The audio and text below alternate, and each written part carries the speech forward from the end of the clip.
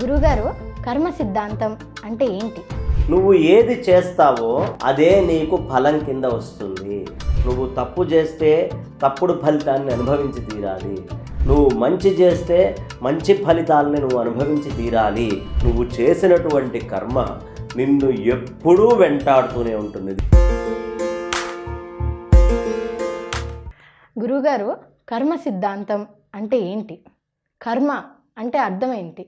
ఈ కర్మ సిద్ధాంతం అనేది మనకి ఏ ధర్మాల్లో ఉందో మాకు కాస్త వివరిస్తారా? కర్మ సిద్ధాంతము అనేది ఒక అత్యద్భుతమైన సిద్ధాంతం. ఎంత గొప్ప సిద్ధాంతం అయ్యా అంటే, ఇప్పుడు వైదిక ధర్మము మాత్రమే ఈ కర్మ సిద్ధాంతం గురించి చెప్పింది.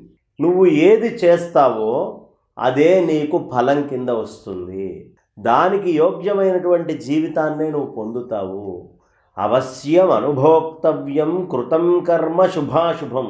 నువ్వు తప్పు చేస్తే తప్పుడు ఫలితాన్ని అనుభవించి తీరాలి. నువ్వు మంచి చేస్తే మంచి ఫలితాలని నువ్వు అనుభవించి తీరాలి అని సనాతన వైదిక ధర్మం ఒక్కటే చెప్తుంది. మిగతా ఎవ్వరూ కూడా దీన్ని చెప్పరు. నువ్వు 70 ఏళ్ళు పాపం చేయి, ఒక్కసారి ఆయన దగ్గరికి వెళ్ళి ఆ శరణాగతి అనేది చెప్పు, వెంటనే నీ 70 ఏళ్ల పాపాలు పోతాయి అని చెప్తారు. కానీ వైదిక ధర్మం అలా చెప్పదు. నువ్వు చేసినటువంటిది, చేసిన కర్మము చెడని పదార్థము చేరును నీ వెంట. నువ్వు చేసినటువంటి కర్మ నిన్ను ఎప్పుడూ వెంటాడుతూనే ఉంటుంది. దీంట్లో అనుమానము ఈషన్ మాత్రం కూడా మనకు అక్కర్లేదు. కారణం ఏమిటి అంటే, కర్మ సిద్ధాంతము అనేది అర్థం కావడానికి మీరు ఇప్పుడు సివిల్ ఇంజనీరింగ్ అనేటటువంటిది చిన్న వయసు నుంచి చదువుకుంటూ వెళ్ళారు. దాని మీదే బాగా కృషి చేశారు, కష్టపడ్డారు. బయటికి వచ్చి ఉన్నట్టుండి డాక్టర్ లాగా మెడిసిన్స్ ఇవ్వండి, మీకు ఈ ఫీల్డ్ తోటి అసలు అనుభవం లేదు, ఇంతకుముందు ఎప్పుడు చూడలేదు, డాక్టర్ లాగా మెడిసిన్స్ ఇవ్వండి అంటే ఇవ్వగలరా? ఇవ్వలేరు.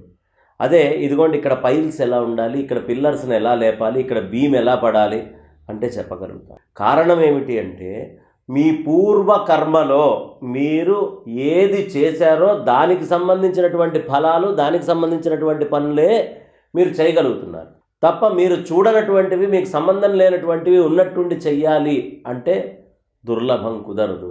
ఒకవేళ అలా ఎవరైనా చేశారు అంటే, ఇప్పుడే మంగళంపల్లి బాలమురళీకృష్ణ గారు ఉన్నారు, వారు 6 సంవత్సరాల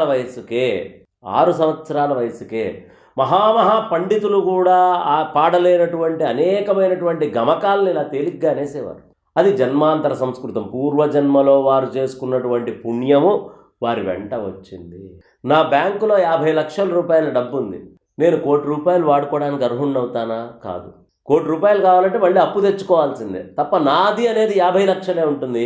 ఆ 50 లక్షలు నా ఇష్టం వచ్చినట్టుగా నేను ఖర్చు పెట్టుకోవచ్చు, ఇటు ఇటు ఇచ్చి. అంటే నా కర్మ వల్ల పూర్వం నేను ఏది సంపాదించుకున్నానో దాన్నే అనుభవిస్తాను. కాబట్టి